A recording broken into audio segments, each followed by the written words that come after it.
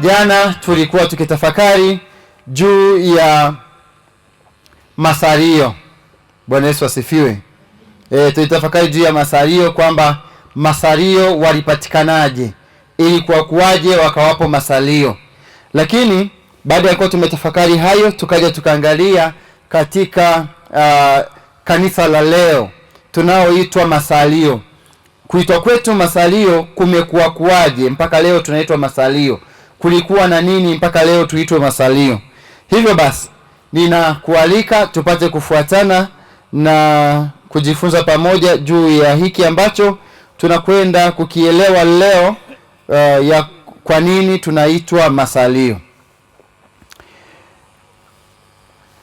Katika kitabu cha Ufunuo sura ya 12 tulijifunza kuanzia mstari wa kwanza mpaka wa 17 juu ya habari ya ile vita iliyokuwako kule mbinguni, especially ukianzia fungu la 7 na kuendelea. Tunaona Biblia inaarifu ya kwamba palikuwa na vita wapi? Mbinguni. Mikaeli na malaika zake wakapigana na joka. Mikaeli na malaika zake wakapigana na joka. Baada ya kuwa wamepigana, Mikaeli akashinda vita ile na joka hakushinda. Na Biblia inaarifu ya kwamba akafukuzwa kule mbinguni na nafasi yake haikuonekana tena wapi? Mbinguni. Kwa hiyo tukajifunza, tukaona chuki alionayo shetani baada ya kuwa amepoteza nafasi yake katika yale makao ya mbinguni. Akaja kwetu, Biblia inaarifu nasema ya kwamba mwenye ghadhabu nyingi. Bwana Yesu asifiwe. Kwa hiyo ghadhabu hiyo anatafuta mahali pa kuimalizia. Tukatambua ya kwamba ghadhabu yake anaielekeza kwa uzao wa yule mwanamke. Uzao wa yule mwanamke tulijifunza habari zake jana, ya kwamba alikuwa na mimba naye akazaa mtoto. Shetani akataka ammeze yule mtoto, lakini hakuweza. Mtoto akanyakuliwa mpaka kwenye kiti cha enzi cha Mungu mbinguni. Kwa hiyo tayari swala la kumeza mtoto ikawa imeshindikana, na mwanamke aliyemzaa mtoto yeye akanyakuliwa kwenda nyikani, mahali ambapo paliandaliwa, na akakaa huko kwa muda wa siku miaka 1260.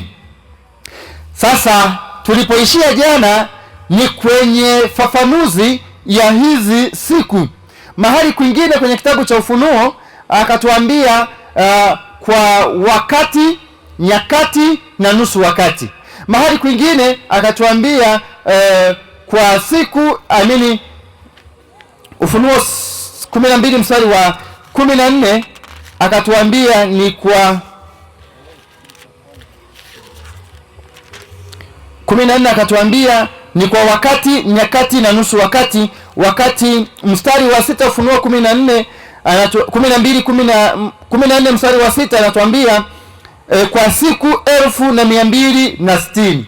Sasa kuna lugha ambayo jana tuliachia hapo, kwamba tutaanzia hapo leo na kuendelea kutambua hizi siku maana yake halisi ni nini. Maana wakati mwingine tunashindwa kuelewa kati ya siku 1260 na wakati, nyakati na nusu wakati.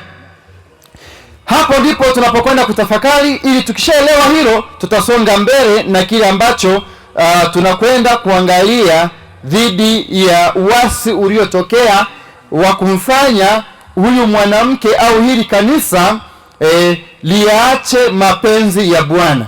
Tuanze kwanza kutafakari kitabu cha Danieli sura ya 7 mstari wa 25. Danieli sura ya 7 na ule mstari wa 25. Tunakwenda kwa Danieli ili tupate kutafakari vizuri juu ya habari ya nyakati, wakati na nusu wakati, na hiyo siku 1260. tupate kutafakari vizuri, tuelewe maana yake halisi ni nini, ilianza lini na iliishia wapi katika hilo fundisho linalozungumza juu ya habari ya siku. Danieli 7 mstari wa 25. Danieli 7 mstari wa 25. Maandiko matakatifu yanasema, naye atanena maneno kinyume chake aliye juu, naye atawadhoofisha watakatifu wake aliye juu, naye ataazimu kubadili majira na sheria, nao watatiwa mikononi mwake kwa wakati, nyakati 2.5 wakati. Bwana Yesu asifiwe. Tafakari katika kitabu cha Danieli sura ya 7 mstari wa 25. Mwandishi anaonyesha kuna mtu au kuna mamlaka itakayokuwa kinyume na mamlaka ya Mungu. Mwenye mamlaka huyu anayekuja kinyume na mamlaka ya Mungu atafanya mambo yafuatayo. Atanena maneno kinyume chake aliye juu, lakini pia atawadhoofisha watakatifu wake aliye juu. Jambo la tatu, ataazimu kubadili sheria na watatiwa mikononi mwake kwa wakati na nyakati 2.5 wakati. Sasa ni nani huyu ambaye atafanya haya maneno yaliyo kinyume na Mungu, na ni nani atakayewadhoofisha hawa watakatifu wa Mungu? Paulo anaandika mahali pale katika kitabu cha Wathesalonike, anasema iko nguvu ya mpinga Kristo. Hiyo nguvu ya mpinga Kristo inafanya mambo kinyume na nani? Na Kristo. Nguvu ya kuasi. Hiyo ndiyo itakayofanya mambo kinyume naye aliye juu. Wathesalonike wa pili sura ya 2 ukianza mstari wa 1 hadi mstari wa 4. Iko nguvu ya kuasi hapo ambayo inaonekana itafanya hayo. Sasa tuangalie huyu anenaye maneno kinyume chake aliye juu, ndiye tunayemuita mpinga Kristo. Mpinga Kristo huyu ndiye anayeshuhudiwa na Paulo katika kitabu cha Wathesalonike wa pili ya kwamba iko nguvu ya kuasi ya mpinga Kristo anayefanya mambo kinyume chake aliye wapi? Aliye juu. Sasa ameyafanya hayo, na kwenye kipengele hiki cha 3 anasema ataazimu kubadili majira na nini? Na sheria. Naye amefanikiwa kwa hilo, na kwa kuwa amefanikiwa kwa hilo, anasema atawatia watakatifu wa Bwana mikononi mwake kwa wakati, nyakati 2.5 nini? Na nusu wakati. Hebu kwanza tufikirie na tutafakari. Katika lugha ya leo Waswahili wanasema habari za kuambiwa uongeze na nini? Na za kwako. Tunaambiwa leo dunia yetu ni mduara. Bwana Yesu asifiwe. Labda na mimi niwaulize swali, mnaamini kweli dunia hii ni mduara? Halo? Dunia ni mduara? Mseme ndio au hapana, kama mnaamini au hamwamini. Sasa kama mnaamini ni mduara afu mnaniangalia tu, mtafikiri kama mmepoteza nauli hivi. Ndio. Mseme kama ni mduara au ni mstatili, tujue, ili tujadili moja baada ya jingine. Nauliza, na nyie mnaamini kwamba dunia ni mduara? Swali, mduara una nyuzi ngapi za mzunguko? 300 na ngapi? Asante, hapo umesema vyema. Sasa kama duara lina nyuzi 360, na kalenda ya Mungu inatuonyesha ya kwamba kila mwezi, kwa mujibu wa Biblia, mwezi mmoja una siku ngapi? 30. Bwana Yesu asifiwe. Sasa mnakuja kuangalia anaazimu kubadili majira na nini? Leo tunaambiwa kuna miezi mingine ina siku 20 na ngapi? na 8. Miezi mingine ina siku 20 na ngapi? Na 9. Miezi mingine ina siku 30. Miezi mingine ina siku 30 na ngapi? Na 1. Sasa ukijumlisha hizi siku zinazotuletea mduara mzunguko wenye nyuzi 360, yenyewe inakuletea mduara wetu huu una nyuzi 365 au 366, kwa sababu eti kuna mwaka mrefu na mwaka mfupi. Bwana Yesu asifiwe. Hapo inadhihirisha kweli alibadili majira na nini na nyakati. Kwa mujibu wa Mungu nikubaliane na kwamba dunia ina nyuzi 360 na kila mwezi una siku ngapi? 30. Na 30 mara 12 ni ngapi? Halo? 300 na ngapi? Na 60. Bwana Yesu asifiwe. Sasa kama dunia kwa mujibu wa Mungu ina siku 360 na nyie wanasayansi imeprove kwamba duara lina nyuzi 300 na ngapi? Na 60. Kwa nini hizi siku za kawaida ziwe 365 na robo au 366? Hizo 5 na robo, hizo 6 zimetoka wapi? Bwana Yesu asifiwe. Ndipo inapokuja kweli alibadili majira na nini. Bwana Yesu asifiwe. Kwa hiyo kwa mujibu wa kalenda ya Mungu na kwa mujibu wa Biblia, kila mwezi una siku 30 kuanzia Januari mpaka Disemba. Haleluya. Halo? Kila mwezi una siku ngapi? 30. Hizi za 35 hizi na zingine hizi ni issue ya mpinga Kristo. Bwana Yesu asifiwe. Twende sasa. Na mnaprove kwamba hivi kati ya dunia na jua kipi kinazunguka kingine?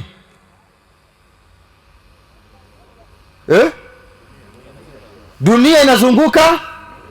Dunia ikizunguka jua tunapata nini? Usiku na nini?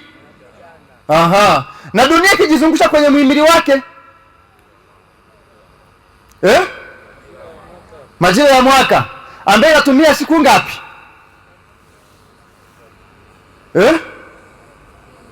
Ndugu zangu, nyinyi na sayansi mlikimbia. Bwana Yesu asifiwe. Okay. Hili swala la wakati, nyakati na nusu wakati tunaliangalia kwenye kitabu cha Danieli sura ya 7 fungu la 25. Hii ina maana hii ifuatayo. Neno lililotafsiriwa wakati kwa mujibu wa lugha ya Kiebrania lilimaanisha mwaka mmoja. Bwana Yesu asifiwe. Kwa hiyo anaposema wakati, naye atawatia mikononi mwake kwa wakati, anamaanisha mwaka mungapi? Yaani siku 360, siku 360 ndio mwaka mmoja. Na akisema na kwa nyakati, ina maana tayari wakati ni ngapi? Moja. Nyakati zinakuwa ngapi? 2. Kwa hiyo unafanya 360 mara ngapi? Mara 2 sawa na miaka mingapi? Siku 720 sawa na miaka mingapi? 2. Anaposema kwa nusu wakati anamaanisha miezi 6 au nusu mwaka. Bwana Yesu asifiwe. Bwana Yesu asifiwe. Sasa Danieli anaeleza hivyo. Ufunuo 12 ule mstari wa 6, naye anaeleza, anasema Ufunuo 12:6 anasema, yule mwanamke akakimbia nyikani ambapo ana mahali palipotengenezwa na Mungu ili wamlishe huko kwa muda wa siku 1260 na 60. Bwana Yesu asifiwe. Lugha hii anayotumia kwenye fungu la 6 ni lugha kidogo inakuwa tofauti na fungu la 14 kitabu hicho hicho. Ufunuo 12:14. 12:14 anarudia lugha aliyotumia kwenye kitabu cha Danieli 7 fungu la 25. Anasema Mwanamke yule akapewa mabawa mawili ya tai yule mkubwa, ili aruke aende zake nyikani, hata mahali pake hapo alishwapo, kwa wakati na nyakati na nusu nini wakati, mbali na nani? Na nyoka huyo. Kwa hiyo sasa nataka tuangalie nini maana ya hizi lugha: wakati, nyakati na nusu wakati. Lakini ukienda Ufunuo 13 fungu la 5 anatumia tena lugha nyingine. Ufunuo 13 fungu la 5 anasema, naye akapewa kinywa cha kunena maneno makuu ya makufuru. Tumeona kwenye Danieli 7 fungu la 25. Bwana Yesu asifiwe. Akapewa kinywa anene maneno makuu ya makufuru, akapewa uwezo wa kufanya kazi yake miezi 40 na ngapi? Na miwili. Bwana Yesu asifiwe. Sasa tutafuta hii lugha tuelewe, huyu mwanamke alikimbilia nyikani kwa siku ngapi? Maana kuna nyakati, wakati na nusu wakati, kuna miezi 42, kuna siku 1200 na ngapi? Na 60. Bwana Yesu asifiwe. Twende kwenye mahesabu sasa. Sasa ukae vizuri kimahesabu. Halo? Tumesema kwa lugha ya Kiebrania neno linalofasiriwa wakati lilimaanisha mwaka mungapi? Swali ni hili, mwaka mmoja una miezi mingapi? Twende haraka haraka. Mwaka mmoja una miezi mingapi? Haya, mwezi 12. Mwezi mmoja una siku ngapi kwa mujibu wa Biblia? 12 mara 30 tupate siku za mwaka. 12 mara 30 tumepata 300 na ngapi? Haya, kwa hiyo ile anaposema kwa wakati maana yake ni nini? Siku 300 na ngapi? Ambayo sana miezi 10 na ngapi? Twende kwa nyakati. Nyakati maana yake ni ngapi? Halo? Ni ngapi? Haya, kama wakati mmoja tumeona una miezi 10 na ngapi? Nyakati itakuwa na miezi 20 na ngapi? Bwana Yesu asifiwe. Sasa kama nyakati na miezi 24 na mwezi mmoja una siku 30, 24 mara 30 tunapata 700 na ngapi? 720. Bwana Yesu asifiwe. Twende nusu wakati. Kama wakati una miezi 12, nusu itakuwa na miezi mingapi?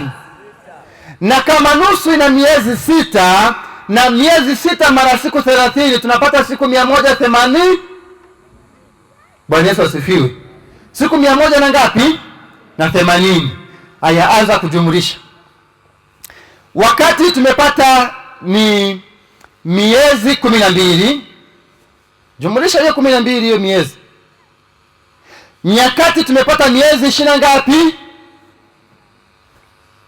Hivi tuko pamoja? Sasa mbona muongei? Halo? Bwana Yesu asifiwe. Nyakati tumepata ni miezi mingapi? 24. Nyakati miezi 24. Wakati miezi 12. Nusu tumepata miezi mingapi? 6. Bwana Yesu asifiwe. Haya, jumlisha hiyo miezi. 12 ongeza 24 ni ngapi? 36. 36 ongeza 6 ni ngapi? 40 ngapi? Hiyo ndio anayezungumza kwenye Ufunuo 13 fungu la 5. Akapewa muda wa miezi 40 ngapi? 42. Bwana Yesu asifiwe. Halo? Tumepata wakati miezi 12, nyakati miezi 24, nusu wakati miezi 6, tukapata jumla miezi 40 ngapi? Haya, twende kwenye siku. Tumeona wakati sawa na siku 300 na ngapi? 360. Nyakati mbili ni siku 700 na ngapi? Na 20. 720 ukiongeza na 360 unapata ngapi? Jumlisha. Bwana Yesu asifiwe. 1000 na ngapi umepata? Na 80. 1080 ukiongeza na nusu wakati ambayo tumepata ni siku 100 na ngapi? Na 80. Unapata jumla ngapi? 1200 na ngapi? Kwa hiyo siku 1260 na yule aliyesema wakati, nyakati 2 na nusu wakati. Lugha ni hii. Bwana Yesu asifiwe. Yule aliyesema miezi 42, lugha ni hii. Halo? Umeelewa? Bwana Yesu asifiwe. Bwana ni mwema wakati wote. Sasa nafanya summary. Kwa hiyo Danieli aliposema kwenye kitabu cha Danieli 7:25 kwa wakati, nyakati na nusu wakati, na Ufunuo aliyesema siku 1260, na Ufunuo huyo aliyesema kwa wakati, nyakati na nusu wakati, na Ufunuo 13:5 aliyesema kwa miezi 42. Wote wamezungumza lugha namna gani? Halo? Bwana Yesu asifiwe. Bwana ni mwema wakati wote. Kwa hiyo sasa lugha inaonyesha ni siku 1260. Siku moja katika maandiko matakatifu sawa na mwaka mmoja. Kwa hiyo sawa na miaka 1260. Ilianza lini? Bwana Yesu asifiwe. Ilianza lini? Mkumbuke tunawatafuta masalio wa leo. Halo? Maana tuliangalia masalio wale wengine walipatikanaje. Wa leo watapatikanaje? Bwana Yesu asifiwe. Hii ya miaka 1260 ilianza mwaka wa 538 baada ya Kristo. Bwana Yesu asifiwe. Mwaka 530 ngapi? 38 baada ya Kristo. Hapa ndipo sasa unapopata lile fungu la Danieli, Ufunuo sura ya 12 na ule mstari wa 13 na kuendelea pale. Anasema, naye joka yule alipoona ya kuwa ametupwa katika nchi, alimuudhi mwanamke yule aliyemzaa mtoto mwanaume. Mwanamke yule akapewa mabawa mawili ya tai yule mkubwa, ili aruke aende zake nyikani. Aende zake wapi, watu wa Mungu? Nyikani, hata mahali pake. Tulisoma kule juu fungu la 6 anasema ameandaliwa mahali. Aende mahali pake, pale palipokwisha kuandaliwa na nani? Na Mungu. Aende mahali hapo alishwapo kwa wakati na nyakati na nusu nini? Na nusu wakati, mbali na huyo nani?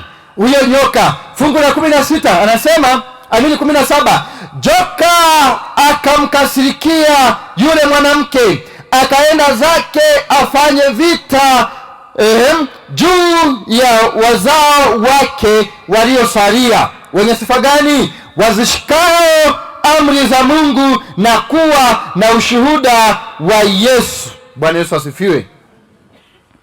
Akaenda zake afanye vita na hao. Sasa vita hii inayokuja kufanyika hapa sio vita kama iliyopo leo baina ya Palestina na Israeli, yaani vita ya silaha. No, haikuwa vita ya namna hiyo. Bwana Yesu asifiwe. Hawakushika mapanga, hawakushika bunduki kwenda kupigana, japo kuna mauaji yalifanyika. Nitakueleza kwamba ilikuwaje. Haleluya. Kwa hiyo vita ya kwanza inayozungumzwa hapa, anayekwenda kupambana shetani na watu hawa washikao amri za Mungu, ipo kwenye kitabu cha Waefeso. Anayezungumzia katika kitabu cha Waefeso sura ya 6. Paulo anapozungumza na Waefeso, anawa-encourage Waefeso kuvaa silaha zote za Mungu wapate kupinga hila za nani? Za mwovu shetani. Ukiendelea kwa ile mafungu anasema kwamba vita yetu sisi sio juu ya damu na nini?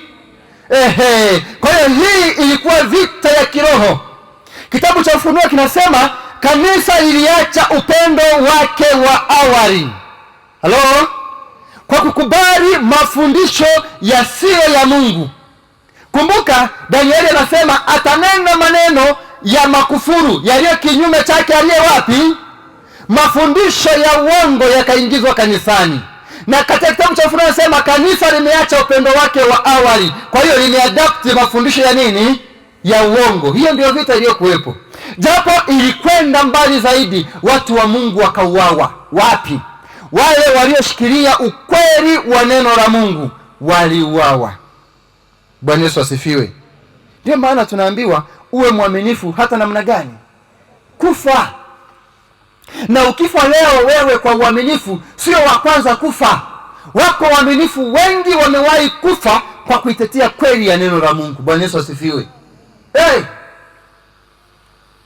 Kwa hiyo mwaka wa 538 ndipo haya mambo yalipoanza. Baada ya Kristo, mateso yakaanza kwa watu wa Mungu walioshika kweli ya neno la Mungu. Ukirejea fungu la 17, hebu nisome vizuri fungu la 17. Joka akamkasirikia yule nani? Mwanamke. Sikiliza, naposema joka akamkasirikia yule mwanamke, sina maana ya mwanamke mwenye jinsia ke kama wewe ulioko hapa na mwingine anayetufuatilia kwenye mitandao ya kijamii. Hapana, nina maana ya mwanamke kanisa. Haleluya! Mwanamke anayezungumzwa hapa ni kanisa. Bwana Yesu asifiwe. Sasa huyo mwanamke alikasirikiwa na joka, na joka huyo anayekasirika ndiye huyu tunayemuita Shetani. Kwa hiyo akamkasirikia mwanamke, anasema akaenda zake afanye vita juu ya wazao wake. Bwana Yesu asifiwe. Wazao wa huyu mwanamke, juu ya wazao wake. Wapi? Wazishikao amri za Mungu. Bwana Yesu asifiwe.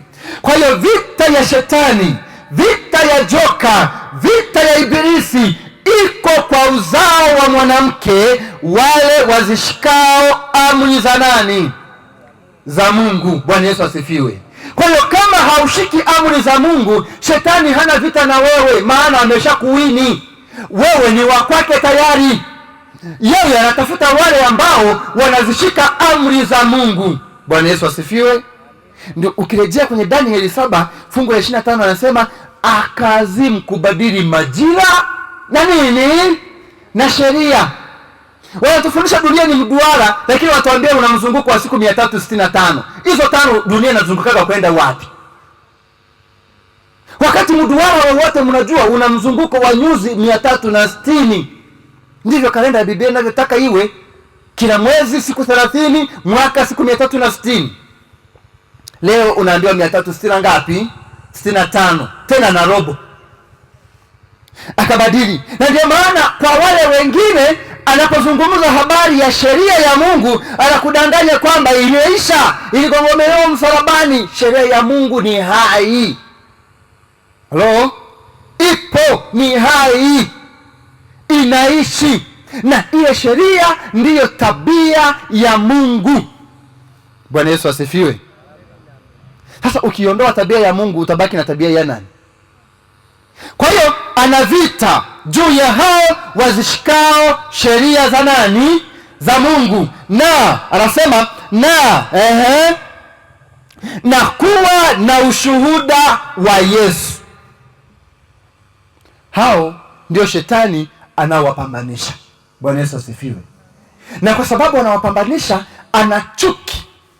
anachuki na hao wazishikao amri za Mungu. Kumbuka ni uzao wa yule mwanamke, na alipambana kwa yule mwanamke akashindwa, kwa sababu mwanamke alinyakuliwa kwenda mahali palipokuwa pameandaliwa kwa muda wa siku 1260, sawa na miaka 1260, toka mwaka wa 538 mpaka mwaka wa 1798. Bwana Yesu asifiwe. Halo? Nisema mpaka mwaka wa nini? Wa 1798. Bwana Yesu asifiwe. Na hata kimahesabu ukichukua mwaka wa 1798 ukitoa mwaka wa 538, kuna mahesabu utayapata hapo. Umepata ngapi?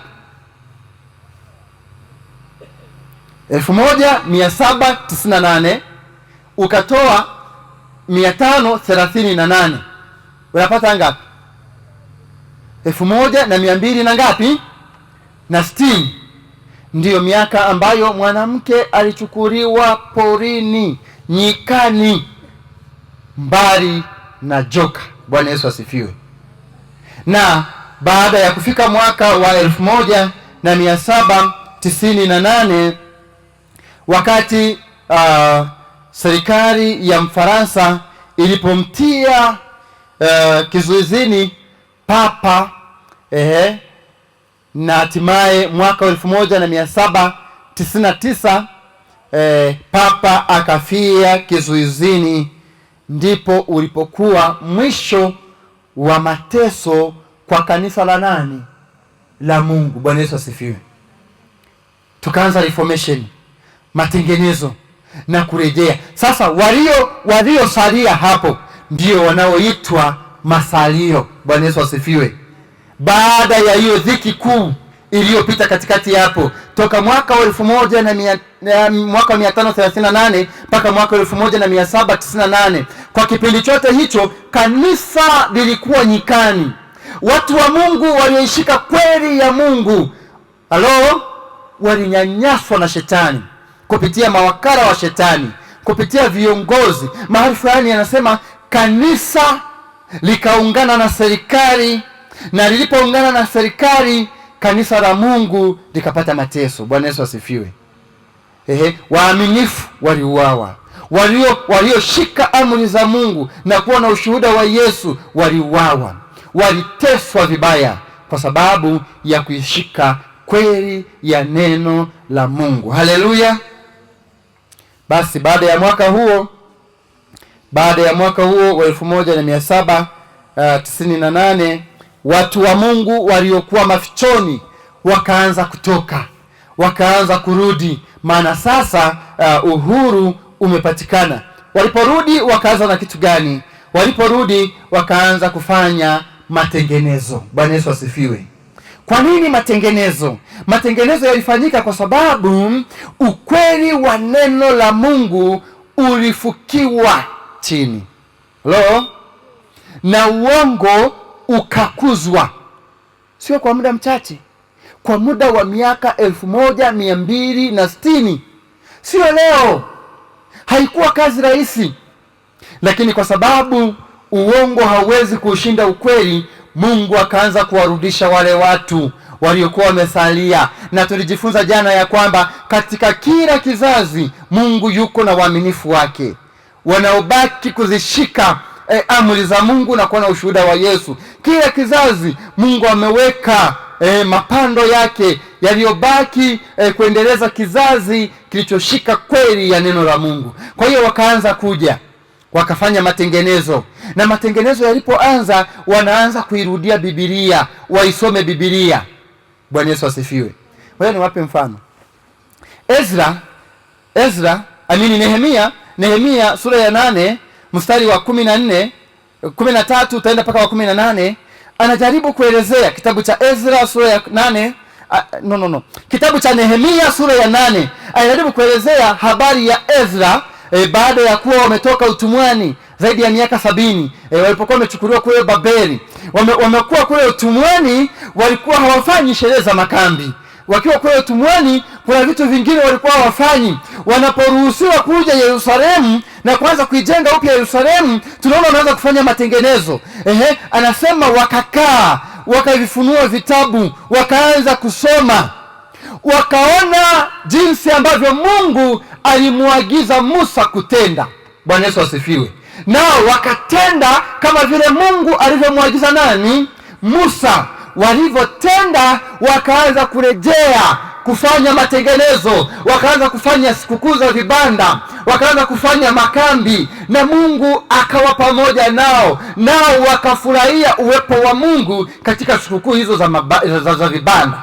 Bwana Yesu asifiwe. Matengenezo yakafanyika. Kwa hiyo hawa nao wanapotoka kwenye ile dhiki kuu ya zaidi ya miaka 1260. Sikiliza, sina maana kwamba watu waliokuwepo kuanzia mwaka wa 538 walidumu mpaka mwaka wa 1798. Hapana, ila walikuwepo wakarithisha ukweli kwa kizazi kilichobaki hawa wakafa. Hawa waliobaki nao wakarithisha ukweli kwa kizazi kilichobaki, hawa wakafa, wakaenda hivyo hivyo. Ukweli ukawa unarithishwa kutoka kizazi kimoja kwenda kizazi kingine, japo kwa mbinde, japo kwa kujificha sana, kwa sababu tayari shetani anafanya vita na uzao wa huyu mwanamke, hawa wazishikao amri za Mungu. Lakini walipambana kupitisha ukweli kutoka kizazi kimoja mpaka kizazi kingine, hata walipotokelezea ng'ambo ya nuru. Bwana Yesu asifiwe. Matengenezo yakaanza. Matengenezo yanapoanza, watu wanawarudisha watu kurudi kwenye Biblia, waisome Biblia.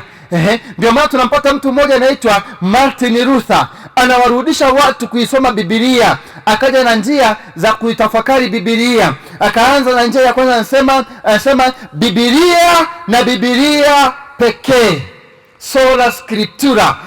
Biblia na Biblia pekee, yani watu waisome Biblia, waielewe Biblia, inaweza kujieleza yenyewe. Wanaporudi kufanya matengenezo ya kusoma maandiko matakatifu, wakasoma, wakagundua, Martin Luther anagundua makosa zaidi ya 90, takriban 99, akiwa kule Germany, yanayoendeshwa au yanayofanywa kinyume na maandiko matakatifu, kinyume na Biblia, chini ya kanisa la Rumi. Akaandika yale makosa, akayabandika kwenye mlango kule Wittenberg, German. Akasema kanisa, kwa haya mko kinyume na neno la Mungu. Ndipo ikaonekana Martin Luther amekuwa mwiba kwa kanisa hilo. Naye akaendelea kufanya matengenezo, akatafsiri Biblia, akazipeleka kwa lugha yake, watu waanze kusoma. Maana yake ni nini? Hata Biblia haikuruhusiwa kuonekana. Bwana Yesu asifiwe. Haikuruhusiwa, maana ni vita, shetani anaichukia. Haikuruhusiwa. Kwa hiyo ikionekana una Biblia, unauawa, na Biblia inachomwa moto. Na Biblia ilipatikana kwenye maabara hiyo, kwenye maktaba hiyo kule Ujerumani, ambayo Martin Luther alianza kuisoma na kufanya matengenezo. Lakini hii yote ni baada ya maneno ya unabii ule kuwa yametimia, baada ya mwaka wa 1798. Bwana Yesu asifiwe. Kwa hiyo Mungu akaanza kufunua nuru yake kidogo kidogo, lakini kwa uhakika. Bwana Yesu asifiwe. Halo? Bwana Yesu asifiwe. Nuru ikaanza kufunuliwa kidogo kidogo, lakini kwa uhakika. Martin Luther anapofunuliwa ile nuru ya neno la Mungu, alifunuliwa juu ya watu kurudi kwenye Biblia, waisome Biblia, waielewe Biblia, kwani inaweza kujitafsiri yenyewe pasipo msaada wa vitu vingine.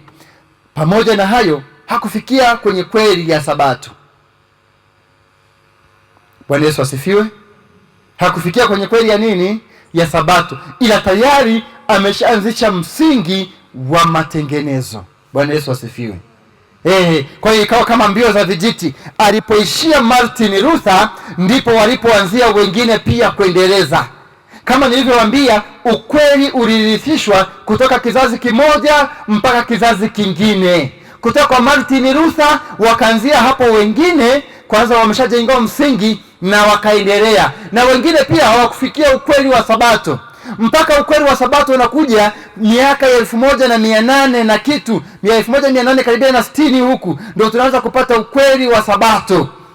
Kwamba iko Sabato, ziko amri 10 za Mungu. Watu wanaanza kufuata amri 10 za Mungu baada ya matengenezo kuwa yameshaanza, na watu wameelewa, wameanza kufanya na kumwabudu Mungu wa kweli. Kwa hiyo kweli zilifunuliwa hatua kwa hatua, kizazi hadi kizazi, mpaka tunapokuja kupata mafundisho 6 ya kanisa pamoja na imani za msingi zipatazo 28 leo. Hazikuja kwa wakati mmoja, zilikuja kidogo kidogo. Ukweli ukazidi kufunuliwa mpaka hapa tulipofikia leo. Bwana Yesu asifiwe. Halo? Tumsifu Yesu Kristo. Kwa hiyo hivyo ndivyo masalio wa leo walivyopatikana palikuwa na dhiki kuu ambayo ilisababishwa na mwovu Shetani kulinyanyasa kanisa la Mungu. Twende kitabu cha Ufunuo. Ufunuo sura ya 2 mstari wa 4.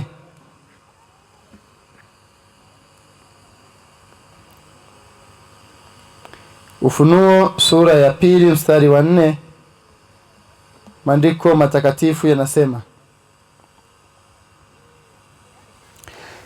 lakini nina neno juu yako, ya kwamba umeuacha upendo wako wa kwanza.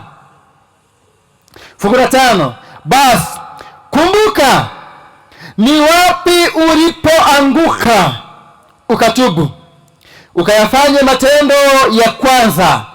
Lakini usipofanya hivyo, naja kwako, nami nitakiondoa kinara chako katika mahali pake. Usipofanya nini? Usipotubu. Bwana Yesu asifiwe. Kwa hiyo hii imekuwepo baada ya kanisa kuungana na serikali na kuacha upendo wake wa kwanza na kukubali mafundisho ya uongo kuingia ndani ya kanisa. Hivyo ndivyo dhambi ilivyoingia ndani ya kanisa, na kanisa la awali likaacha upendo wake wa kwanza. Bwana Yesu asifiwe. Likaanza kuchanganya kweli na uongo, mpaka inapofikia mwaka wa 538 Rumi ya kipagani inapoanza kutekeleza mkakati wake wa kufanya vita juu ya uzao wa yule mwanamke wao wazishikao amri za Mungu na kuwa na ushuhuda wa Yesu, ikawapambanisha kweli kweli kuhakikisha kwamba nafasi yao inapotea. Kwa lugha nyingine, chuki ya Shetani ilikuwa kuifutilia mbali kanisa la Mungu ili ajitawale mwenyewe, ajichukulie mamlaka kama mkuu wa anga hii. Na hata hivyo ndivyo anavyojiita kwamba yeye ndio mkuu wa anga hii. Bwana Yesu asifiwe. Lakini yuko Mungu muumbaji wa mbingu na nini na nchi, ambaye hakukubali ukweli wa neno lake ufukiwe chini. Bwana Yesu asifiwe. Kwa hiyo hivyo ndivyo ilivyokuwa. Kanisa likaingia kwenye mateso kwa muda wa miaka 1260. Kwa hiyo mamilioni ya waumini waaminifu walipata mateso makubwa, na wengi waliuawa kwa sababu ya uaminifu wao kwa Kristo. Wengi waliuawa kwa sababu ya uaminifu wao kwa Kristo, na ndicho kipindi ambacho Wakristo wengi walikufa. Bwana Yesu asifiwe. Ndicho kipindi ambacho Wakristo wengi walikufa kwa sababu ya kuwa waaminifu kwa nani? Kwa Mungu. Kwa sababu ya kuwa waaminifu kwa Mungu. Muda wetu unatupa mkono. Naomba niishie hapo. Nina dakika 2 nikaribishe swali kwa mtu mwenye swali juu ya kile ambacho tumejifunza asubuhi ya leo. Karibu. Ndani ya dakika 2 hizi.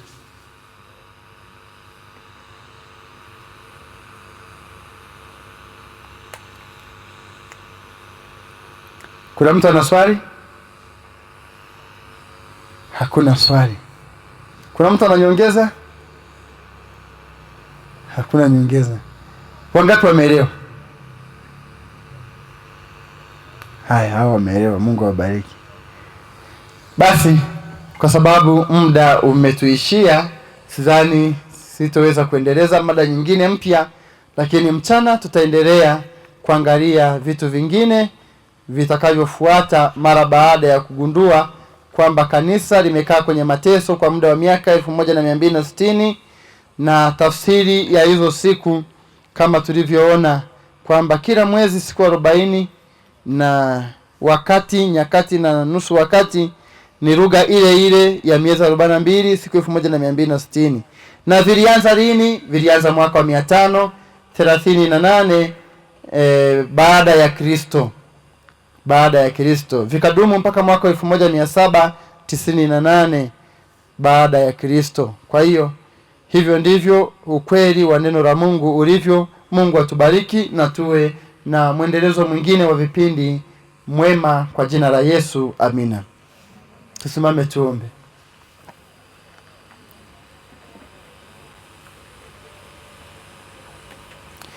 Baba yetu na Mungu wetu wa mbinguni, jina lako litukuzwe.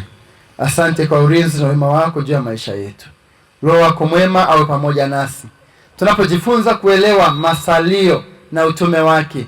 Bwana, utusaidie kuelewa historia ya kule ambako sisi tumetokea na kwa jinsi gani tunahusika katika utume kama wana masalio. Tuongoze vyema kwa namna ya pekee, ukimbariki kila mmoja wetu kwa jina la Yesu, amina.